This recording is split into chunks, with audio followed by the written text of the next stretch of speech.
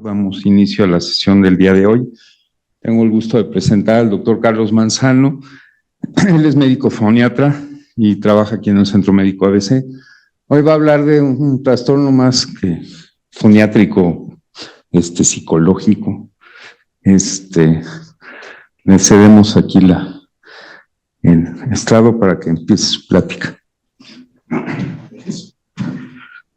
Bueno, pues muchas gracias. Gracias por su asistencia. Yo soy médico foniatra, es decir, me dedico a los trastornos de la voz, habla, lenguaje, deglución y alimentación desde el punto de vista de rehabilitación, diagnóstico y rehabilitación.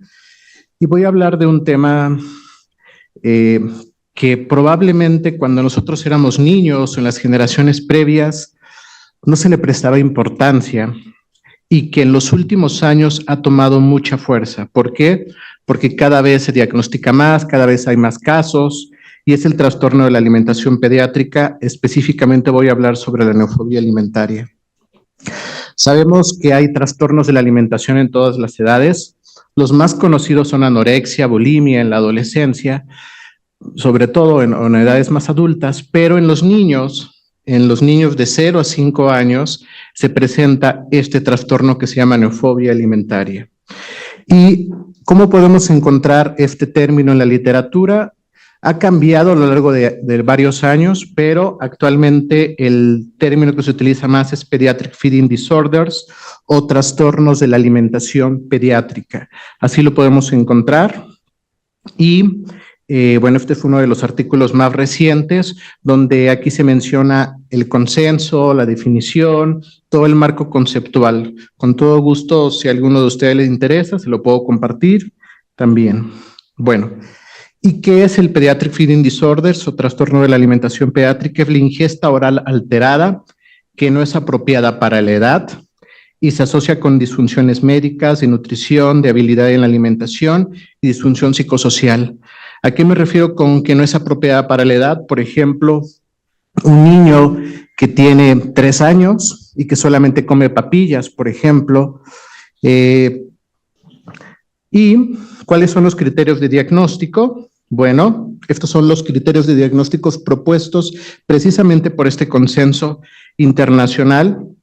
Y tiene que existir una alteración en la ingesta oral de los nutrientes, inapropiada para la edad, como les mencionaba, que dura por lo menos 2 semanas y se asocia con uno o más de los siguientes. Por ejemplo, una disfunción médica tiene que estar presente, que puede ser un compromiso cardiorrespiratorio durante la alimentación oral o neumonitis por aspiración. También otro es la disfunción nutricional, que puede ser por desnutrición, deficiencia de nutrientes específicos, o dependencia de la alimentación enteral y suplementos orales para mantener la nutrición y la hidratación. Y número 3 es la definición de la habilidad de la alimentación, que es la necesidad de modificar textura de líquidos o alimentos, uso de posición o equipo de alimentación modificado y uso de estrategias de alimentación modificadas. Y número 4, una disfunción psicosocial.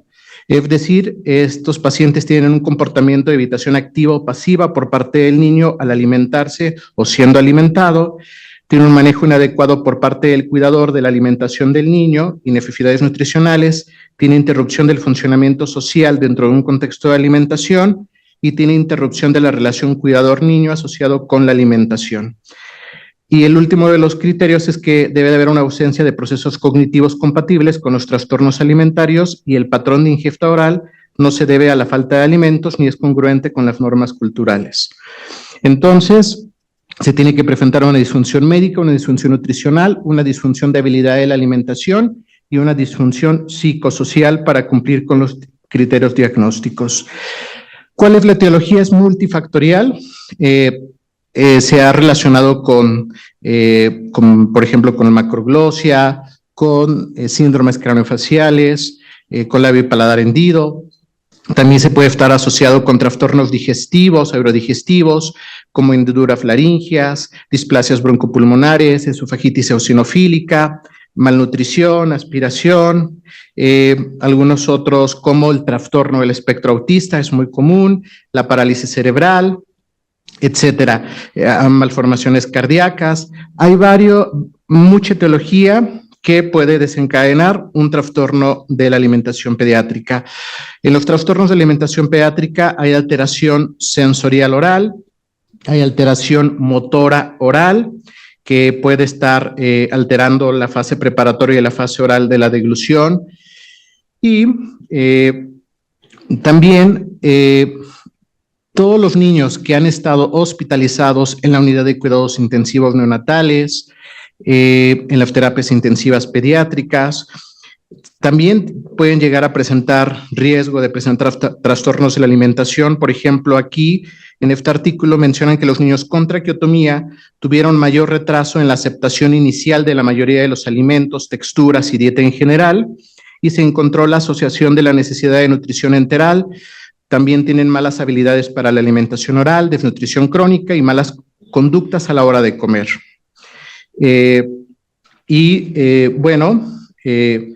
También aquí mencionan que es significativa la alteración con respecto a la alimentación. También, como les mencionaba, hay ciertas condiciones como el trastorno del espectro autista, donde se ha demostrado que estas alteraciones en las sensibilidades sensoriales y los problemas de alimentación son más comunes. Y también, si nuestros papás o nosotros como papás hacia nuestros hijos, si nosotros tenemos un trastorno de la alimentación por ejemplo, yo como cualquiera de ustedes tiene una alteración, una restricción o evita algún alimento. Por ejemplo, hay algunos de ustedes que no les gusta un cierto tipo de fruta, un cierto tipo de verdura, un cierto tipo de carne. Es habitual, eso es algo normal entre nosotros. Sin embargo, hay personas que, por ejemplo, solamente come carne y evita las frutas y las verduras, por ejemplo. Y esas personas tienen un historial de trastornos de la alimentación, y eso es un factor importante para el desarrollo del trastorno de alimentación pediátrica en el niño. La información de esta historia de alimentación es relevante y debe de ser considerada como un factor. Y es común encontrar a papás y a mamás que tienen historia de restricciones alimentarias, y es común encontrar a niños y a niñas que también son muy parecidos a papá y a mamá con este tipo de historia de restricción a la alimentación. Por ejemplo, si el papá no come frutas y verduras, es muy probable que el niño tampoco coma frutas o verduras. No es la regla, pero sí hemos llegado a encontrar algunos casos. Entonces, aquí tenemos los factores de habilidad alimentaria. En estos pacientes son experiencias de alimentación alteradas debido a una enfermedad, como les mencionaba, lesión o retraso en el desarrollo, que pueden conducir a un deterioro de las habilidades de alimentación. Pueden volverse evidente cualquier tiempo en los primeros años de vida, durante los periodos de cambio en la anatomía orofaringea y coordinación neuromuscular, en las transiciones de la textura y en las transiciones en los utensilios para comer y beber. Tienen deficiencias específicas en el funcionamiento sensitivo motor oral y faríngeo. También pueden inhibir las habilidades de alimentación, y tienen experiencias de alteración oral, de lesiones físicas, déficits en el funcionamiento neurológico, estructura o función oral anormal, y tienen efectos adversos en la experiencia de alimentación limitada, que puede causar discapacidad en las habilidades de alimentación.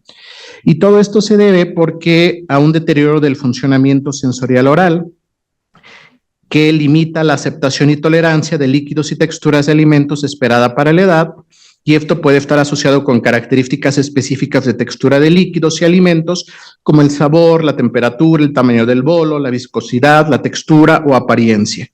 Y aquí también podemos englobar a dos grupos, que es la respuesta insuficiente o hiposensibilidad, o la sobrerespuesta o hipersensibilidad. En cuanto a la hiposensibilidad, se caracteriza generalmente por la falta de conocimientos de los alimentos dentro de la boca, la formación limitada del bolo, la pérdida de comida de la boca, el aumento del tamaño del bolo, náusea, rechazo de los líquidos, textura de alimentos que proporcionan una información sensorial inadecuada. Y estos niños buscan característicamente un aumento del tamaño del bolo o sabores exagerados, temperaturas y texturas. Y la hipersensibilidad es generalmente caracterizada por arcadas, en texturas específicas, tamaño del bolo, presentan masticación excesiva, tienen una variedad limitada en la ingesta y estos niños buscan característicamente sabores suaves, texturas de grano fino, bolos pequeños y alimentos a temperatura ambiente. Estos pequeños también tienen deterioro del funcionamiento oral motor, que limita el control del bolo, la manipulación, el tránsito de líquidos y sólidos, y se puede caracterizar por una ingesta ineficiente, una alimentación desordenada, un control deficiente de los líquidos y alimentos, formación y propulsión de bolos, lentos e ineficaces, náuseas durante la formación del bolo y residuos después de la deglución. Se ha observado que estos problemas de la alimentación se pueden llegar a presentar hasta el 25%, pero en algunos artículos mencionan que puede llegar a presentarse incluso hasta en un 80% en trastornos del neurodesarrollo. Es algo muy común y, bueno, como les mencionaba, recibe varios nombres. El más común es el trastornos de alimentación pediátrica, feeding disorders. Sin embargo, el DSM-5 también puede recibir otro nombre que se llama trastornos alimentarios y de la ingestión de alimentos. Específicamente, estos trastornos se consideran como alteración persistente en la alimentación o en el comportamiento relacionado con la alimentación, que lleva a una alteración en el consumo o en la absorción de los alimentos y que causa un deterioro significativo de la salud física o del funcionamiento psicosocial. El nombre que ha recibido es el trastorno de evitación, restricción de la ingesta de alimentos, y que consiste en que hay un trastorno de la conducta alimentaria y de la ingesta de alimentos, como por ejemplo falta de interés para comer o alimentarse, evitación, y esto nos va a dar pérdida de peso, deficiencia nutritiva, dependencia de la alimentación enteral, etcétera. Entonces, en términos más sencillos, uno de los nombres que se le ha dado es la neofobia alimentaria. ¿Y qué es la neofobia alimentaria? Es la resistencia a comer y evitar o probar nuevos alimentos. ¿Y cuál es la historia? Son pequeños que han estado con sonda nasogástrica, sonda orogástrica, intubación endotraqueal, han tenido múltiples procedimientos dentales, múltiples procedimientos quirúrgicos en esta área. Eso es uno de lo que más se ha visto, se ha relacionado.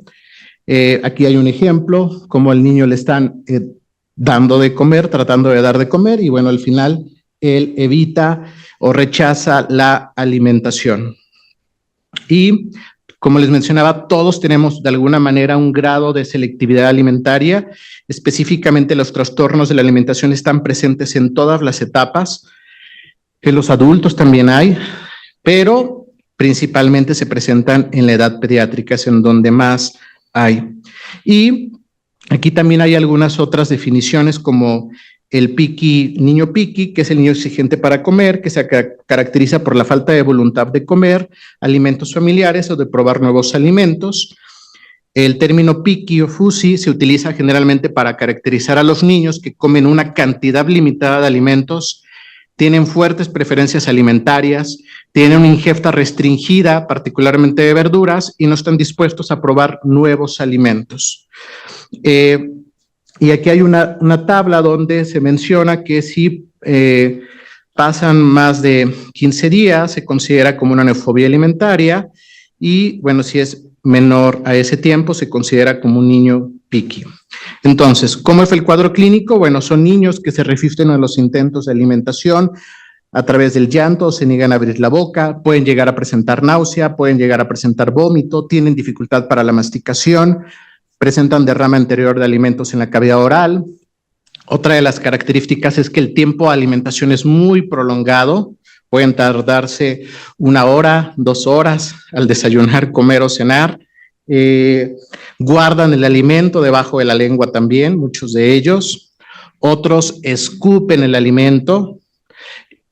Otros no aceptan absolutamente nada que les puedan abrir la boca, sino que el alimento se queda en la cuchara, es decir, puede ser muy variable, y es muy importante detectar esto a tiempo porque si nosotros desde que iniciamos la alimentación complementaria a los 6 meses de edad, nosotros observamos que ese niño rechaza la mayoría de las consistencias, rechaza la mayoría de los sabores, las texturas, las temperaturas, desde ahí podemos estar sospechando de una neofobia alimentaria. Y bueno, ¿cómo podemos detectarlo? ¿Cuáles son las presentaciones más comunes? Por ejemplo, son niños que son incapaces de usar utensilios, aceptan alimentos del cuidador, pero no comen si tienen que autoalimentarse. Solo comen ciertos alimentos que son de un color, temperatura, forma, textura o marca específica. Por ejemplo, les comparto, tuve un paciente que vivía en Estados Unidos, era un bebé. Solamente cuando llegó a México, el bebé solamente aceptaba marcas de papillas Gerber de Estados Unidos. No aceptaban los Gerbers mexicanos. ¿Por qué? Porque estaba acostumbrado a los Gerbers de Estados Unidos y son un poquito diferentes. Y bueno, los papás estaban muy angustiados porque solamente comía eso, no aceptaba Gerbers mexicanos, no comía frutas y verduras naturales, así como papilla, y el bebé tenía como 9 meses, 10 meses. Son extremadamente limitados, a veces requieren alimentación enteral. He tenido pacientes que me llegan con desnutrición crónica, que solamente comen muy poco y que, bueno, por supuesto que a veces necesitamos el apoyo enteral. Son niños que necesitan la igualdad en los alimentos preparados y se presentan de una manera específica. Por ejemplo, se niegan a sentarse en la mesa, arrojan la comida, lloran, realizan berrinches, presentan náuseas y vómitos, golpean y escupen cuando se les presenta una comida. Por ejemplo, lo que les mencionaba, un niño de 4 años que solo puede comer papillas de alimentos, o un niño de 2 años que solamente bebe fórmula y come papillas, y si se le presentan otras texturas, el niño presenta náuseas, vómitos o sensación de atragantamiento. Pueden pedir comida, pero solamente comen muy poquito, a pesar de no haber comido durante todo el día. Pero eso sí, la mayoría de los niños aceptan papitas, chetos, galletas, etcétera. No todos, pero sí muchos de ellos. Entonces, ¿cuál es el tratamiento? Bueno, los tratamientos conductuales es la base de esto y comienzan con evaluaciones basadas en funciones para identificar los factores del niño y el tratamiento, y se modifica en función de la presentación cambiante del niño a fin de garantizar que el tratamiento coincida con la función del comportamiento. Y aquí les pongo algunos ejemplos de estos tratamientos conductuales que se hacen. Por ejemplo, sostener la cuchara cerca del niño hasta que el niño poco a poco la vaya aceptando. Generalmente lo que hacemos primero es, en general, la técnica de desensibilización de texturas, desensibilización de alimentos. Lo ideal es que nos lleguen en edades tempranas, menores a 5 años. Cuando nos llegan en edades un poquito más tardías, el pronóstico es más reservado, y es por eso que a veces encontramos adultos que son muy selectivos en su alimentación. ¿Por qué? Porque de niños tuvieron este tipo de problemas, no fueron abordados adecuadamente, y bueno, encontramos a veces a personas que solamente comen carne o que no comen ninguna fruta, no comen ninguna verdura. Entonces, bueno, es importante detectarlo a tiempo. Hay que tener mucha paciencia con estos niños, mucha paciencia también con los papás. Generalmente llegan muy angustiados. Son papás que han pasado por el gastroenterólogo, pediatra, por el neumólogo pediatra, por el otorrinolaringólogo, por múltiples especialistas, y muchas especialidades desconocen a veces este término o este tema. Y bueno, pues obviamente tratan de buscar otras causas orgánicas, por supuesto, descartar, que es muy importante, pero a veces en el manejo de intervención es cuando a veces se van retrasando, y es por eso que tenemos niños que llegan ya con sonda, con gastrostomía incluso, y los papás llegan ya completamente desesperados. Otra de las técnicas que utilizamos es hablar y jugar con el niño durante toda la comida, hasta que el niño poco a poco vaya teniendo un comportamiento alimenticio deseado. Vamos haciendo, como les mencionaba, desensibilización de la cuchara, del vaso, etcétera, hasta que poco a poco pueda aceptarla el pequeño en su boca. Una de las técnicas que más, en mi experiencia, funcionan es la de desvanecimiento del estímulo, donde comenzamos con una pequeña porción de comida no preferida y poco a poco vamos aumentando gradualmente el tamaño de la porción. Otra técnica que también ha funcionado es la presentación simultánea, que es colocar una porción de comida preferida y otra porción de comida no preferida en la misma cuchara y poco a poco ir haciendo el estímulo. Esto se lleva varios días, varias semanas. Tenemos que ir poco a poco, ir introduciendo nuevos sabores, nuevas texturas. Sí se requiere un poco de tiempo. Y bueno, hay algunas otras técnicas que también nos ayudan. Lo primero que también tratamos de hacer es la modificación del ambiente. Como les mencionaba, estos niños generalmente están ahí sentados. Me ha tocado papás que tienen al niño tratando de darle de comer hasta 3 horas. Y bueno, en lo que se recomienda es máximo 30 minutos. Lo que haya comido en máximo 30 minutos es lo que se recomienda. Y otra de las también recomendaciones que se hace es que tiene que estar sentado con los pies en el piso o en una superficie. Eso también ayuda considerablemente. Al principio, muchos de estos papás pues llegan, me dicen, es que sin el celular y sin la tableta o sin la televisión no come y tiene que estar con algún dispositivo de estos. Al principio se puede llegar a aceptar, pero lo ideal es que no dependa de ningún dispositivo. La idea es poco a poco ir retirando esos dispositivos en el momento de la alimentación y que el niño pueda comer sin ningún dispositivo de estos. Y hay un equipo multidisciplinario e interdisciplinario que juega un papel determinante en este tipo de trastornos. Por supuesto que los pediatras juegan un papel determinante, los médicos foniatras, los terapeutas de lenguaje, los terapeutas ocupacionales, los nutriólogos pediatras juegan un papel determinante y necesitamos también especialistas en salud mental justamente en este tipo de trastornos para los papás y también para los niños. La mayoría de los especialistas en salud mental, específicamente en trastornos de la alimentación, se enfocan mucho a anorexia, bulimia en edades más adultas, pero sí necesitamos más especialistas justamente en estas edades de 0 a 5 años, porque juegan un papel determinante. Si se dan cuenta, el manejo es muy conductual y tenemos que trabajar mucho la parte de la ansiedad, de la depresión, porque muchos papás sienten culpa de que han intentado todo con sus hijos para darles de comer y simplemente a veces las cosas no suceden adecuadamente. Hay varias técnicas que fue lo que les mencioné, básicamente son refuerzos positivos, refuerzos negativos, haciendo diferentes pruebas de alimentación basado en técnicas conductuales. Y bueno, estas técnicas conductuales hay de diferentes tipos. Tenemos que apoyarnos con ese equipo multidisciplinario, como les menciono, para abordar estos problemas. Y aquí les menciono algunas partes de los tratamientos que se hacen. Recuerden que estos pacientes tienen alteración de la fase preparatoria oral o fase oral.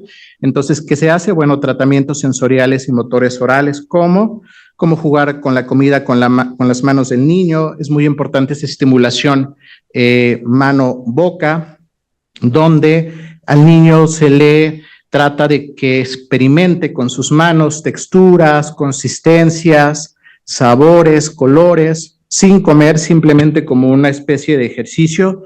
Una vez que acepta la aceptación de ese alimento con sus manos, es mucho más fácil que lo lleve a su boca, porque la mayoría de estos niños simplemente ven el alimento y automáticamente lo rechazan o se alejan, o inmediatamente empiezan a presentar náusea. Muchos de estos niños pueden llegar a presentar al mismo tiempo, en algunos casos, neofobia alimentaria, pueden tener realmente una disfagia orofaringea y pueden también tener sobre todo en los niños más pequeños, una incoordinación del patrón succión, deglución, respiración. Puede llegarse a presentar los tres trastornos en un solo paciente, y eso lo hace más complejo. Estimulación oral usando vibración, utensilios con textura, objetos calientes y fríos para aumentar la sensibilidad, ejercicios motores orales que incluyen estiramiento, vibración, presión, masaje, percusión, y esto va enfocado para cambiar el tono muscular, mejorar los movimientos de la lengua, mejorar la amplitud de movimiento y aumentar la fuerza y la resistencia durante la alimentación oral. Aquí tiene que ser poco a poco, con cuidado, también para no provocar lo contrario. Si yo estimulo de una manera exagerada la cavidad oral, puede ser que en lugar de estar ayudando al niño, puede estar presentando mayor rechazo todavía ese niño. Y bueno, hay métodos específicos ya de intervención. En la mayoría de estos métodos son certificaciones que se realizan en Estados Unidos, y una de las más famosas es el enfoque secuencial oral sensorial, que es el SOS, el Sequential Oral Sensory, que es un enfoque transdisciplinario de la evaluación y tratamiento de las dificultades de alimentación, y aborda las deficiencias nutritivas del niño y hace recomendaciones para el desarrollo sensorial, motor, oral motor y cognitivo necesario para la alimentación. Y es un programa de 12 semanas que se basa en los típicos pasos de desarrollo involucrados en la alimentación. Y los niños se introducen lentamente a los alimentos a pasos progresivos mediante el uso de una jerarquía de desensibilización para animarlos a explorar, interactuar y eventualmente comer nuevos alimentos. Y esta jerarquía implica 6 categorías. Primero, tolerar, luego interactuar, luego oler, tocar, probar y al último comer los alimentos presentados. Y se utiliza para fomentar el procesamiento sensorial y la adquisición de habilidades orales motoras. Estos son los pasos. Generalmente las técnicas de desensibilización o los tratamientos conductuales se enfocan en los primeros pasos, es decir, primero hacemos que el niño tolere, después que interactúe con sus manos, como les mencionaba, que huela, que toque, y hasta el último, en los últimos pasos, viene ya probar las texturas y por último comer. Aquí es donde nos enfocamos por bastante tiempo, por varias semanas, en estos pasos. Y bueno, generalmente los niños en las primeras semanas empiezan a responder positivamente, empiezan a aceptar más consistencias, más texturas, más sabores. Pero hay algunos casos en donde, por ejemplo, mejoran durante una semana, un mes, y después tienen programado una cirugía o algún procedimiento y pueden presentar una recaída y bueno, nuevamente hay que estar haciendo los procesos de intervención. Hay otros programas como Mealtime Partners Program, que igual se basa en que la premisa de cada niño nace con capacidad interna para alimentarse y crecer adecuadamente. Y los elementos más importantes son las comidas y la facilidad de los niños y su deseo de aprender a alimentarse. Este programa maneja el círculo de la alimentación, el aprendizaje, la parte sensorial, la parte de comunicación, la parte física. Y el primer paso es identificar la barrera que limita el desarrollo y la facilidad de habilidades de alimentación para ayudar a los niños a volver a su deseo natural de formar parte de las comidas. Y se ofrecen estrategias para aumentar la coordinación física y sensorial, el proceso de integración, el confort gastrointestinal, la comunicación y el control oral motor. Mejorar las habilidades motoras orales de un niño para permitirles comer. Y aquí quiero señalar que, por ejemplo, cuando nosotros éramos niños, la gran mayoría de nosotros, cuando nuestros papás nos decían, bueno, tienes que comer, no me gusta, nos obligaban a comerlo, y comíamos porque comíamos, generalmente, pero muchos de esos alimentos que nos obligaban a comer justamente son de esos alimentos que actualmente como adultos, pues de pronto a lo mejor como que no nos gusta tanto o les tenemos cierta aversión o comemos muy poquito. Esa era una forma de educar en esos tiempos, era otro tipo de cultura también. Sin embargo, ahora, si yo detecto un niño con estos problemas, ¿y qué es lo que sucede? Que los papás obligan al niño a comer y la abuelita va y trata, y los tíos tratan de obligarlo a comer, el niño llega con un rechazo a la alimentación muy severo, completamente, mucho más complejo el problema. Entonces, bueno, es muy importante que todas las diferentes especialidades que están aquí Si nosotros tenemos algún familiar, algún conocido que esté presentando estos trastornos de alimentación, bueno, hay que canalizarlos a tiempo porque pueden mejorar considerablemente. ¿Y cuál es la prevención de los trastornos de la alimentación? Bueno, que tengan estimular la succión no nutritiva desde los primeros meses, estimulación oral y perioral. Lactancia materna se ha visto que puede reducir el riesgo de selectividad del sabor durante la infancia. Hay que avanzar la textura más allá de la papilla entre las edades de 6 a 10 meses. Esto es muy importante, iniciar la alimentación complementaria de manera oportuna. Y como les mencionaba, no solo están presentes en los niños, también ustedes saben que han aumentado las enfermedades neurodegenerativas y están presentes los trastornos de alimentación en este tipo de alteraciones en la demencia, etcétera. Y bueno, estos pacientes también pueden llegar a presentar rechazo a la alimentación. Son pacientes que tienen el alimento ahí en la boca por mucho tiempo, pueden llegar a escupirlo, no pasan el alimento. Y bueno, también hay que hacer intervenciones específicas para tratar a estos pacientes que tienen este tipo de alteraciones. Es decir, todos tenemos algún grado de selectividad alimentaria, 1, 2 o 3 a lo mejor alimentos, pero ya cuando son grupos de alimentos específicos es cuando ya se puede llegar a presentar un problema y hay que abordarlo. En los adultos pueden llegar a presentar cambios de apetito, cambios en su dieta, cambios en sus hábitos normales de la alimentación, problemas de deglución. En tanto en los bebés, niños y adultos, como les mencionaba, siempre tengo que descartar que no existe una disfagia orofaringea que esté presentando penetración o aspiración. Y bueno, muchos de estos niños, sobre todo en los niños, lo que hacen es que les doy el alimento que no les gusta y ¿qué es lo que hacen? Tosen, empiezan a toser. Pero no es porque están presentando aspiración o penetración, sino ya es una conducta que ellos automáticamente han aprendido. No me gusta, toso. No me gusta, escupo el alimento o lo rechazo. Y cada vez más hay programas, por ejemplo, en Estados Unidos existen ya recomendaciones legales, recomendaciones éticas. Ustedes saben que en las escuelas de Estados Unidos hay programas y hay programas específicos escolares precisamente para estos niños que tienen trastornos de la alimentación pediátrica. Estos niños reciben atención desde la escuela precisamente para evitar los trastornos de la alimentación. Y bueno, es muy importante que estos trastornos sean abordados de manera multidisciplinaria por diversas especialidades médicas, por los expertos en salud mental, por los nutriólogos, por supuesto, y por todo el equipo de rehabilitación. Es sumamente importante. Puede ser que en el primer mes haya cambios positivos, generalmente, y puede ser que algunos pacientes puedan tardar un poquito más de tiempo.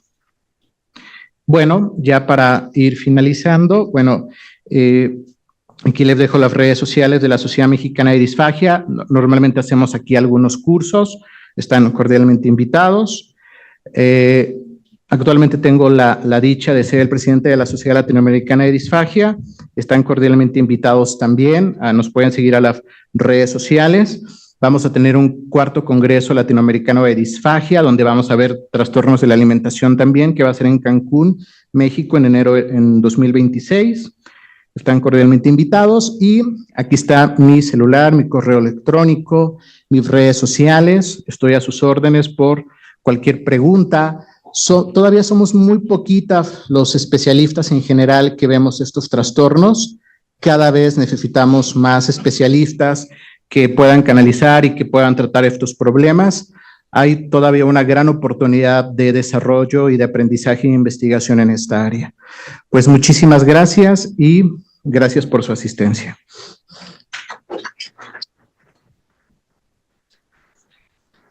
Bueno, muchas gracias, Carlos. De veras siempre es muy agradable escucharte y sobre todo con temas que nos hacen conscientes de patologías que están ahí, pero pues por no saber que existen no las vemos, como siempre. Si no lo sabes, no lo piensas y no lo diagnosticas.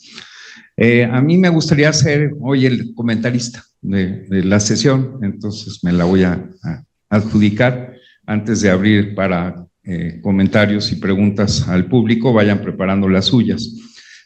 Tenemos dos poblaciones completamente diferentes. La población general, que no tiene ningún otro trastorno más que este trastorno, y la población particular, que es la que nosotros vemos, que son los pacientes con alteraciones craneofaciales o con trastornos neurológicos. Y sí es muy importante hacer esa diferenciación, porque el pediatra que está en su consulta habitual, no en una consulta multiespecialidad donde se ven enfermedades muy floridas, como sería un pediatra que nos ayude en la clínica de labio y paladar hendido, sino pediatra que está en su consultorio normal se va a enfrentar a un tipo de pacientes y nosotros nos vamos a enfrentar a otro tipo de pacientes. Y todos estos pacientes con alteraciones craneofaciales o alteraciones neurológicas, por decir un ejemplo, un paciente con macroglosia, que puede tener varios padecimientos, entre ellos síndrome de Down, por ejemplo. Estos pacientes los vamos a manejar muy diferente que los pacientes normales. Entonces me voy a abocar a los pacientes normales. Pues aquí tenemos muchas futuras mamás o algunas mamás que ya pasaron por esto y lo han vivido. A mí sí me gustaría dar algunos consejos. Uno, prueben la comida que le están dando a sus hijos. Por favor, háganlo. De veras, se los aseguro que les va a cambiar la vida. Les cuento de mi abuela, mi tío y mi papá que vivían en Pachuca de pequeños. Mi abuela siempre insistía en que se tomaran su leche antes de irse a la escuela. Y un día, pues los dos escupieron la leche. Y mi abuela pues estoy hablando de los años 20, 30, se lo toman porque se lo toman y se lo tomaron. Pero al rato mi abuela probó la leche y se dio cuenta que realmente la leche estaba mal. Entonces le reclamó al lechero y el lechero le dijo, sí, es que tengo una gente que no me quiere mucho y le echó manita a la leche. Ya saben lo que es la manita, ¿verdad? Es el estiércol. Entonces le echó estiércol a la leche. Entonces, pues hay que darnos cuenta que hay que probar lo que le estamos dando a nuestros hijos. La otra, hoy está muy, pues no quiero decir de moda, pero pues por usar algún término, el que nosotros mismos vamos limitando nuestra alimentación, por ejemplo, la alimentación vegetariana o la alimentación vegana, y al final de cuentas, como mamá, si yo no como ningún tipo de proteína animal o pescado o lo que sea, pues se lo voy a transmitir a mi hijo y no está bien. O sea, tenemos que darle la opción que cuando él llegue a la edad adulta, él decida qué quiere comer y qué no quiere comer, pero nosotros le tenemos que poner en la baraja todo tipo de alimentos para que estén expuestos y al final de cuentas puedan escoger qué tipo de alimento van a comer. Yo les puedo decir, a mí de chiquito había cosas que no me gustaban, ahorita ya no discrimino, pero se nota, ¿verdad? Pero de todos modos sí es muy importante porque estamos generando trastornos de alimentación en nuestros hijos que eventualmente no van a ser muy buenos para, al final de cuentas, su edad adulta, y ello va a conllevar que ellos también a sus hijos se los provoquen. Y todos estos consejos son muy buenos. Ahora, hablando específicamente de los pacientes que tienen alteraciones craneofaciales, los que trabajamos en la clínica del labio y paladar hendido nos hacemos conscientes de esto muy, muy temprano, porque un paciente que llega con labio y paladar hendido, una de las prioridades va a ser alimentarlo. Desde la cuna tenemos que enseñarle a mamá cómo alimentar a su hijo. Y eso es muy importante, la conciencia que tenemos que tener los que están rotando en pediatría y que les toca estar en los partos y van a revisar a los bebés. Muchas veces el diagnóstico lo hace el interno a la hora de que le mete el dedo en la boca al paciente y detecta que hay una hendidura del paladar, ya sea evidente porque es un paladar hendido abierto o un paladar hendido submucoso o algún otro diagnóstico. Entonces hay que hacer el diagnóstico desde momentos tempranos para que le podamos dar las indicaciones adecuadas a las mamás. Y otro tema que me gustaría tocar, aparte de esto, son los grupos de apoyo. Acuérdense que no son los únicos que están en este universo. Siempre hay gente que tiene los mismos problemas que ustedes y el generar grupos de apoyo de pacientes que tienen la misma enfermedad conlleva a que los mismos pacientes les van a dar tips a los nuevos pacientes para saber cómo llevar su enfermedad y irla canalizando adecuadamente para manejar a estos pacientes. Por mí sería todo. Me gustaría abrir el foro para comentarios y preguntas. Aquí en Santa Fe, aquí en Observatorio o en Santa Fe, si hay alguien que quisiera hacer algún comentario, por favor levanten la mano. En el chat ya tenemos algunos comentarios. Déjenme ponerme los lentes. Doctora Segura, pregunta. Antes que nada, gracias por la charla. Mientras el niño se encuentra en programa de sensibilización, cómo se alimenta, ya que muchos de ellos no comen absolutamente nada. Entonces, en esta etapa, ¿cómo logramos alimentarlo? Y máximo, ¿cuánto tiempo deben permanecer en este manejo? Pregunta la doctora Segura. Claro. Lo primero que le pedimos a los papás es que hagan una lista de los alimentos que aceptan, los que le gustan a ese paciente. En base a esos alimentos, vamos haciendo el programa de desensibilización. Nos vamos apoyando, teniendo como base los alimentos preferidos y vamos agregando poco a poco el alimento no preferido. Puede ser que un alimento no preferido sea solamente la prueba un día y al siguiente día podemos cambiar a otro y así vamos haciendo la introducción de los nuevos alimentos. También aquí quiero mencionar que no es lo mismo un niño que nos llegue ya en desnutrición, que por supuesto que necesita ya el apoyo de nutrición enteral muchas veces, necesitan hasta sonda de gastrostomía y bueno, poco a poco se va llevando la rehabilitación. Y tiene que haber cambios en el primer mes. En el primer mes tienen que empezar a haber cambios positivos. Y es sumamente por eso importante. Yo creo que si yo mencionara quién es la mano derecha de todos estos trastornos, el nutriólogo pediatra. El nutriólogo pediatra tiene que ir de la mano con el equipo de rehabilitación para poder ir llevando de manera adecuada a estos pacientes. Obviamente no es lo mismo, todos los niños son diferentes, van a responder de diferente manera, pero siempre es muy importante este acompañamiento. Tenemos varios pediatras en el auditorio del Zoom. Está el doctor Richheimer, por ahí anda el doctor Capuano, el doctor Hunda, el doctor Mariano Rivera. ¿Alguno de ustedes quisiera hacer algún comentario? Por favor, pueden abrir su micrófono para comentar. En Santa Fe, ¿no hay pediatras por ahí?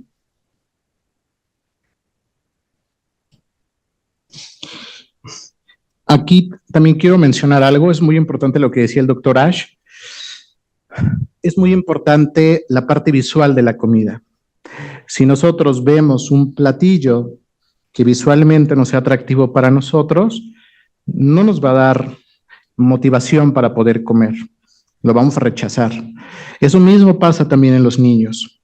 Es muy importante que la forma en que damos la comida sea atractiva visualmente y también algo muy importante, lo que mencionaba el doctor, la combinación de los sabores. Denle a sus niños, a sus pacientes, combinación de sabores que ustedes se comerían. Porque muchas veces damos combinaciones extrañas que muchas veces ni siquiera nosotros comeríamos. Entonces eso es muy importante, el acompañamiento, y eso va a ser también para sus familiares, para las futuras mamás, siempre que el alimento sea visiblemente muy llamativo, que llame la atención. Hay platos, hay alimentos, en este tipo de trastornos muchas veces hacen figuras en la alimentación para que sea mucho más atractiva la alimentación. La idea es que eso ya más adelante, cuando el niño ya aprenda a comer, pues ya no necesite tanto el estímulo visual, pero al principio es muy importante. A ver, ya tenemos a alguien en Zoom, doctor. Si gustas abrir tu micrófono. Hola, ¿qué tal? Buen día. Buen día. Soy el doctor Gregory Torres, soy neonatólogo. Nosotros vemos comúnmente en los pacientes que han estado en manejo por la prematurez, que han tenido un tubo endotraqueal o que utilizan sonda, la aspiración de la misma, de las secreciones y demás, que tienen trastornos de la alimentación posteriormente. Estos trastornos provocan que, bueno, pues estos bebés tengan un bajo peso durante mucho tiempo. Y enfocándome en esa población, yo quiero preguntar, en primer lugar, ¿cuánto es el tiempo que le tenemos que dar para considerar que no está, digamos, como evolucionando en esta dinámica para aceptar los alimentos? Esto lo digo porque, a pesar de que estas recomendaciones de hacer los muñequitos en la sopa y ponerle colores y etcétera, no hay forma de que logren consumir los alimentos, porque el problema está en que tienen alteración neurosensorial en la cavidad oral, y esto trae en consecuencia que rechacen ya sea los sólidos o en este caso las texturas que cuestan mucho trabajo pues masticar. Y la otra, que es algo que o sea, a veces surge en la duda en los comentarios, es ¿quién es el especialista ideal para tratar este tipo de cosas? O sea, exactamente los niños que tienen problemas de, llamámosle, sensibilidad en la cavidad oral y que ya llevan un año y, bueno, pues continúan con bajo peso y demás. Claro. Muchas gracias, doctor, por sus preguntas. En primer lugar, respondiendo a su primera pregunta, el que nos va a dar qué tanto tiempo puedo estar haciendo rehabilitación e intentos de hacer pruebas de alimentación, siempre va a ser el estado nutricional. El estado nutricional es el que nos va a decir qué tanto tiempo puedo estar, si a lo mejor si ese niño está dentro de un parámetro nutricional adecuado y no tiene ni desnutrición leve, ni moderada, ni severa, bueno, probablemente puedo seguir haciendo intentos de alimentación, pruebas de desensibilización, y el niño va a estar comiendo sus alimentos preferidos y bueno, no hay ningún problema. Vamos dentro de esa curva. Sin embargo, si ese niño ya tiene desnutrición leve, moderada o severa, definitivamente ahí, más como usted mencionaba, trastornos del neurodesarrollo, definitivamente esos pacientes van a requerir un apoyo enteral, definitivamente, y hay que iniciar con un apoyo enteral, sonda de gastrostomía, de preferencia para evitar sonda nasogástrica o sonda orogástrica. Aquí yo creo que lo importante siempre es el manejo en conjunto con el equipo de nutrición que nos vaya dando los pasos adecuados para evitar que haya más desnutrición.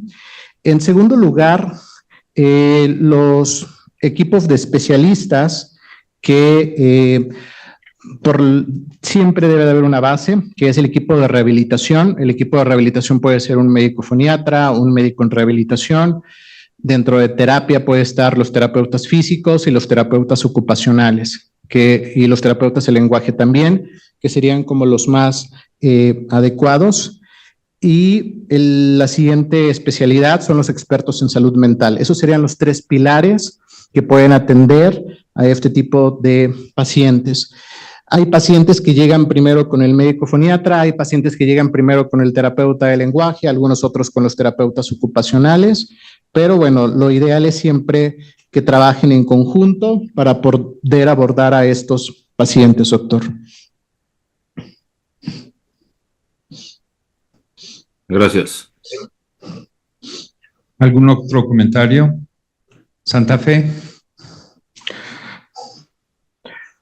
Bueno, pues si no hay más comentarios, pues solo me queda felicitarte y agradecer que nos hayas abierto el panorama de este padecimiento, que realmente es algo muy, muy común, poco sospechado y que debe ser tratado de forma temprana. Sí, y todos podemos tener un familiar con trastorno de alimentación pediátrica, nuestros hijos, nuestros nietos, es cada vez más común y bueno, si ustedes lo detectan a tiempo, van a ayudarle mucho al desarrollo de la alimentación de ese paciente. Pues muchísimas gracias. Perdón, parece que alzó la mano el doctor Lunda. Si gusta abrir el micrófono, doctor Lunda, todavía tenemos un poco de tiempo. Hola, buenos días, muchas gracias. Pues nada, es un comentario, muchas gracias por la plática, es interesante porque todas las pláticas que habíamos tomado sobre trastornos alimentarios eran desde un enfoque tal vez psicológico, ¿no? Era como, nunca nos imaginamos tal vez a un foniatra, ¿no? Explicarnos desde este punto de vista, ¿no? Entonces fue muy interesante y saber que existe esto, ¿no? Y bueno, la otra es, bueno, dos preguntas. Preguntar si existe alguna clínica como tal, o nosotros como pediatras tenemos que ir organizando al grupo de personas que nos van a tener que ayudar o apoyar con esto. Y la otra es, cuando tenemos un paciente con factores de riesgo o que sabemos que va por ese camino y que tarde o temprano vamos a tener que usar estas herramientas, si existe alguna manera o de prevenirlo o de hacer alguna intervención temprana antes que la terapéutica para empezar el tratamiento como tal. Muchas gracias. Muchas gracias, doctor. En México, como tal, hasta donde yo conozco, no tenemos una clínica ni en ningún hospital público ni privado específicamente para edades pediátricas de neofobia alimentaria. Hay algunos otros países como Brasil, Estados Unidos, que tienen centros específicos, multidisciplinarios, interdisciplinarios, con varios especialistas específicos para estos problemas. Es algo que falta en México hacer. La unión de estos especialistas en clínicas de trastornos de la alimentación pediátrica para que obviamente sean centros de referencia. Número 2, efectivamente, si yo tengo un niño que ha estado 8 meses en la UCIN, tiene antecedente de traqueostomía, sonda orogástrica, sonda nasogástrica, ventilación mecánica, lo más seguro es que tenga un trastorno de alimentación, o es un niño con trastorno del espectro autista, lo más seguro es que va a tener un trastorno de alimentación. Entonces, lo que se hace es que inicio desde antes las técnicas de desensibilización. Entonces, le enseño al papá varias reglas, como por ejemplo, no lo presiones, vamos a hacer esto primero de sensibilización con los utensilios, con las texturas, y definitivamente el pronóstico es mucho más adecuado para estos pacientes. El paciente poco a poco va empezando a tolerar más consistencias, más texturas antes de que se presente el problema. Definitivamente sí puedo hacer una prevención, y definitivamente si usted me dijera cuáles son los dos, sobre todo en el primer año de vida, es estimular la succión no nutritiva con chupones, que no les gusta mucho a los odontopediatras. Número 2, también la lactancia materna juega un papel determinante, nos va a ayudar a prevenir esto. Y número 3, iniciar la alimentación complementaria a los 6 meses. Ustedes saben que hay técnicas como Baby-led weaning y algunas otras más, que bueno, algunas pueden ser que están de moda. Independientemente de la técnica, inicia la alimentación complementaria, sea la técnica que utilices, a los 6 meses, precisamente para evitar este tipo de trastornos. Muchísimas gracias. Bueno, pues si no existe ningún otro comentario, ahora sí damos por terminada la sesión. ¿Quién? A ver, en el chat.